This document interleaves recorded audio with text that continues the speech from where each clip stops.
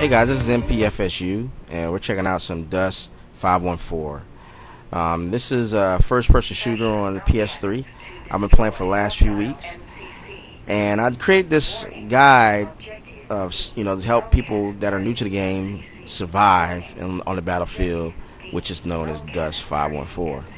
I played a lot of first-person shooters, and this has to be the most difficult game I've played thus far. The most difficult first-person shooter I've played. Like, look at this guy. It's 400 shield and 200 armor. That's 600 hit points. And there's 3 things you need to do to get set up. Number 1, stay with at least 1 or 2 teammates at all times. This is very important in Dust 514, mainly because what I just talked about. In numbers, early on, you're going to be stronger than running solo. You're going to die multiple times, and that's going to be infuriating and cause you to walk away from the game if you don't do this. Most definitely different than other first-person shooters that do require teamwork, and there are a lot of them that do.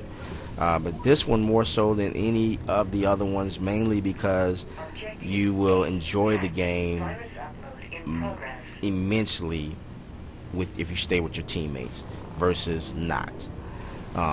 You're not going to enjoy the game at all. It's not going to be fun to play. You're going to be mad, and so it's definitely important to be with a team, mainly because you can have more shots on an enemy. Your main gun that you start off with early on only does 34 points of hit point damage per shot, and that's the shots that you land.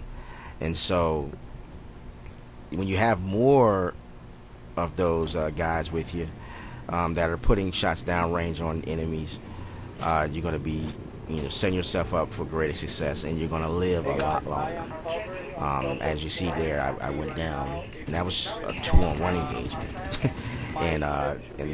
and so I had teammates that were able to revive me and heal my armor, so I can keep we can stay together.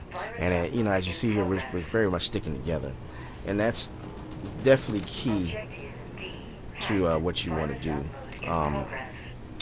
Call of Duty, you can run lone wolf. Even in some cases in Battlefield, you can do the same thing. You'll be going one way, you'll see that they're getting ready to take C or whatever, and you'll turn around and just take off for it, because you may be able to kill 4 or 5 dudes by yourself more tactically in that game, but in this game it's just not going to happen. Especially early on. Now, later on down the line, you may be able to do some of those Battlefield type deals where you can be with your teammates sometimes and then take off. But the first thing you definitely want to do when you jump in the game, that's either in the lobby or when you first get in the game, is go ahead and find a squad and get in that. That's definitely important when helping you stay with your team. As you see here, I'm immediately jumping and choosing a squad. You can do that either way.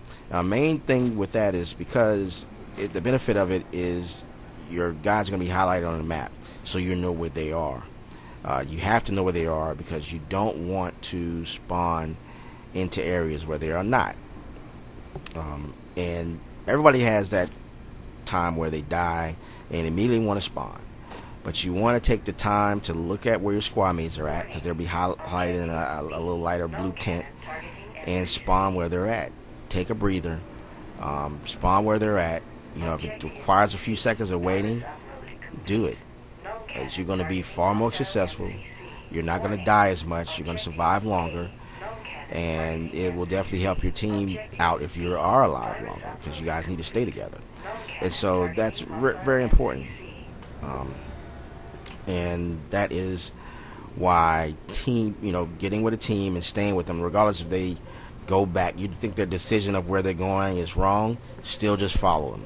Trust me, it's going to pay off and be very beneficial to you versus going lone wolf. Okay.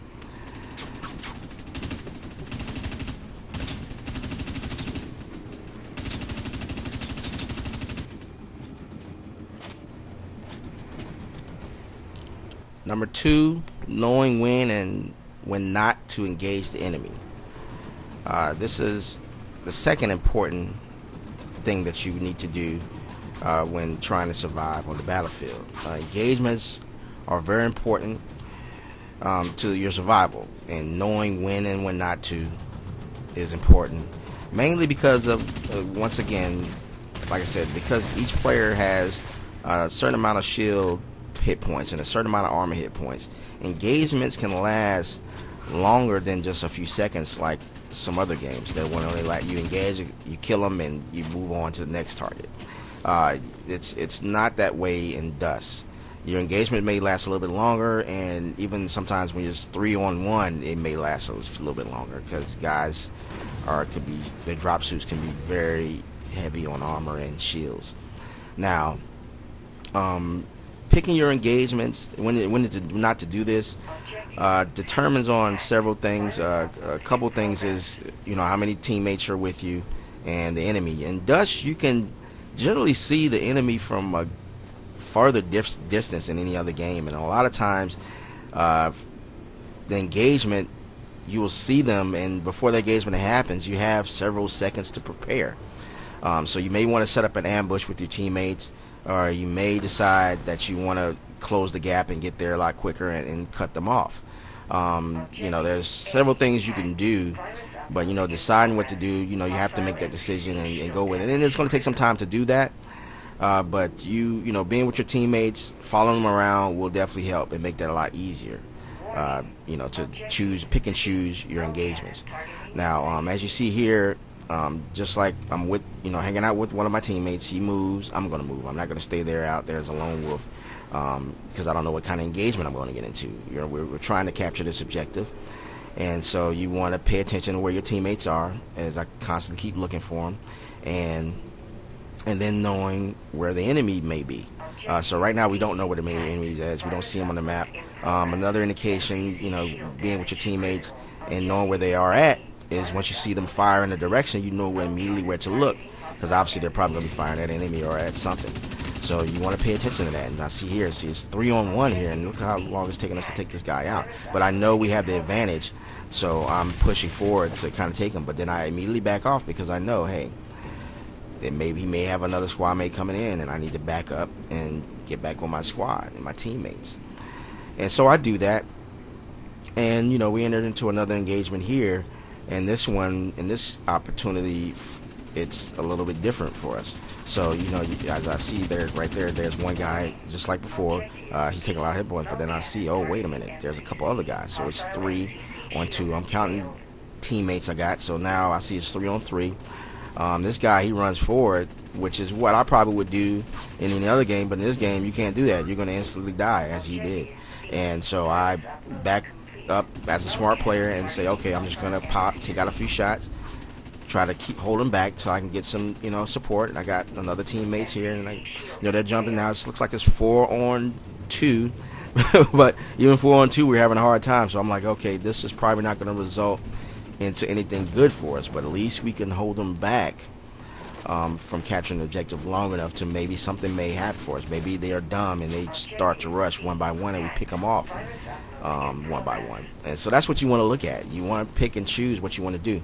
And so I'm not firing. I'm just looking at these guys, conserving my ammo, waiting for the perfect time. They're all in cover, and they're holding us back, and we're playing smart and they're playing smart, and it's a great dynamic, but it doesn't result very well for us because they're very smart players.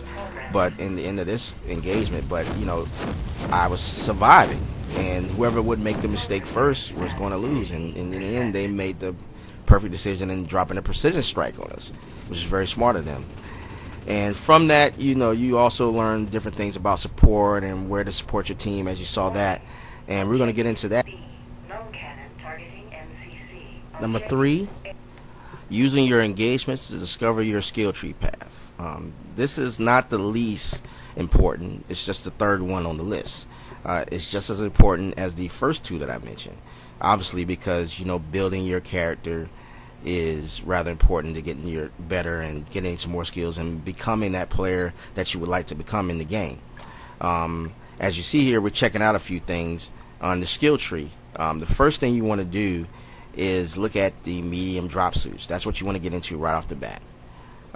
Mainly because All the other ones are very specialized, and you don't want to misuse your skills points because they're very hard to earn in Dust. And that's another thing that makes it a grind. So you don't want to make a mistake and skill into the wrong thing.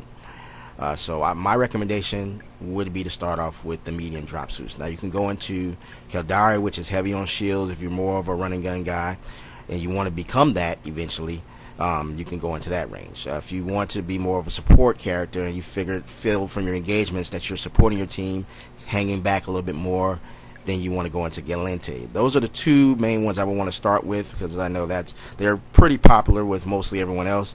So those are the two I recommend right off the bat. Now, as far as weapons go, you definitely want to start off with the AR assault rifle. So go into light machine gun operation, put your skill points in that, and build from that. Build until you have that rifle as good as it needs to go before you go into any of the advanced weapons. Do not start off with advanced weapons. I don't care how you feel like they may be more powerful, they have more hit point damage. They take skill to use. Those are the most balanced weapons in the game. They take a lot of skill to use, and it's going to take some time before you have the skill to use them, particularly. So AR is the best way to go. Start off with that. Now, the other thing you want to definitely look at is also the grenades. As soon as you can skill into flux grenades, do it. It takes 1,200 hit points of shield damage. That with your teammates and a combination of the Lotus grenades you start off with that deal heavy damage to armor and the flux grenades that do heavy damage to shields, you can wipe out or pretty much hold your own against some of the more higher level drop suits. So it makes perfect sense to get into that upgrade. You got to do it as soon as possible. Now, those things are important, and if you can focus in on those, you're going to have very high success. You're going to be able to survive, and then from there you can kind of branch off into your specialized abilities. If you want to go into logistics, you want to become a scout, you want to do heavy, this is a base to start off with. From there you can branch off, and you know, I'm going to be doing the same thing. I'm at the level I'm at right now is I just got into medium. I went with Kadari with this because they had several shields. I'm more of a running gun style player from my other games that I play, and I do eventually want to become a lone wolf, and the only way to do that is to upgrade your armor and your drop shields, your drop suits, I'm sorry, into a high level. So that's it for me, guys. I hope you enjoyed the video. If you like these kind of videos, please subscribe to my channel because I'm going to definitely be doing more to kind of help people out as I go along with things that I learn and pass that knowledge on to you. So I appreciate you watching, guys. Please hit the like button, and thank you for watching. Peace.